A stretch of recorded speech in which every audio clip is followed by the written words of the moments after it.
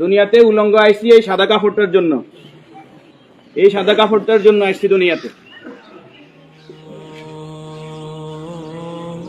পুরুষ মানুষ ঢাকার দরকার নাই, সাদা কাফন দেখলে অন্তরের মধ্যে কি আসে? ভয়। আর সেটা মনে রাখবেন, পুরুষের ঢাকার দরকার নেই, মহিলাদেরকে এইভাবে উপর দিয়ে ঢেকে দিতে হয়। মরণের হারে জীবিত থাকতে দরকার নাই, কি কন? আমার মেয়ে, আমার স্ত্রী, আমার বোন, আমার মা বেপরদায় চলে, আমরা হইলাম দায়ুস। ওই পুরুষ দায়ুস যে তার স্ত্রী সন্তানকে পর্দা করায় না।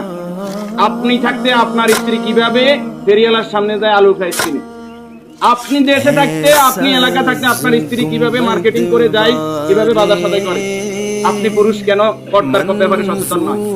আপনার উপযুক্ত মেয়ে ওড়না ছাড়া ঘর থেকে বের হয় কিভাবে? আপনার মেয়ে, আমার মেয়ে কিভাবে পায়জামা টাকনুর উপরে পরে? আমার ছেলে কিভাবে পায়জামা টাকনুর নিচে পরে?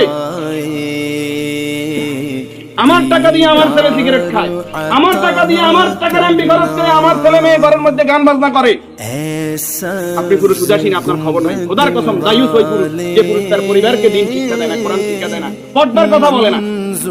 আর দায়ুস জাহান্নামে যাবে। এই দুনিয়াতে আসছে সাদা কাপড়টার জন্য, এই সাদা কাপড়টা অ্যারেস্ট করার জন্য। এই সাদা কাপড়টাও নিজের টাকায় কিনা হয়, কেউ না কেউ। আমরা অনেক সময় শুনছি যে 3.5 হাতের মালিক ছাড়া আমি নয়। আমি নিজে 8-10টা কবর এইভাবে দিচ্ছি যে উনি যে জায়গা দেখাই গেছে এই জায়গাতে কবর দিন, আর আমাদের বাড়ি।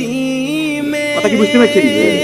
উনি যে জায়গা দেখাই গেছে ওই জায়গায় দিতে পারি নাই বিভিন্ন কারণে। ওই জায়গার মধ্যে হয়তো পুরান কবর পড়ছে, অথবা ওই জায়গার মধ্যে খাদ গর্ত বেশি, পানি হয়ে গেছে। তাহলে আমার শেষ জায়গাটাও আমার নির্দেশনা মতো হয় না, পরিবারে যারা আছে তাদের নির্দেশনা মতো। এই রাসূলের সম্মানটা এত বেশি, সেই রাসূলের প্রতি দুরূদ ও সালাম সাল্লাল্লাহু আলাইহি ওয়াসাল্লাম। সম্মানিত উপস্থিতি, আল্লাহর গোলাম চেহারাতে বলতেছে অবশ্যই নেককার পরেজগার ছিল। আল্লাহ তাআলা ওনার জীবনের গুনাহগুলো মাফ করুন, আমিন। যে নেক আমলগুলো করেছে, দান সাদাকা করেছে, বদলে কবর, হাসর, মিজান, ফকিরাত আল্লাহ কি করে দেখ। আমরা যারা জানাজায় উপস্থিত হয়েছি, আল্লাহ আমাদেরকে মাফ করে দিন। আল্লাহ তাআলা পরিবারকে ধৈর্য ধারণ করার তৌফিক দান করুন। 40 জন জানাজাতে কাদেরকে উপস্থিত করাইবেন? আমাদের কত বলবো, বলতে আর বলতে মনে চায় না। সব জানেন কিন্তু আমল নাই। আপনি জানেন যে আত্মীয়তার সম্পর্ক নষ্টকারী জাহান্নামে যাবে, আপনি নিজেই সেই সম্পর্কটা বারবার নষ্ট করেন। আপনি জানেন যে আগে সালাম দিতে হবে, আপনি সালাম দেন না। আপনি জানেন যে নিজের জন্য যেটা ভালো মনে করি, অপরের জন্য সেটা ভালো মনে না করলে আমি ইমানদার নয়। আপনি জানেন প্রতিবেশীর হক নষ্ট করলে ইমানদার নয়। কই সব শুধু জানি, আমল করি।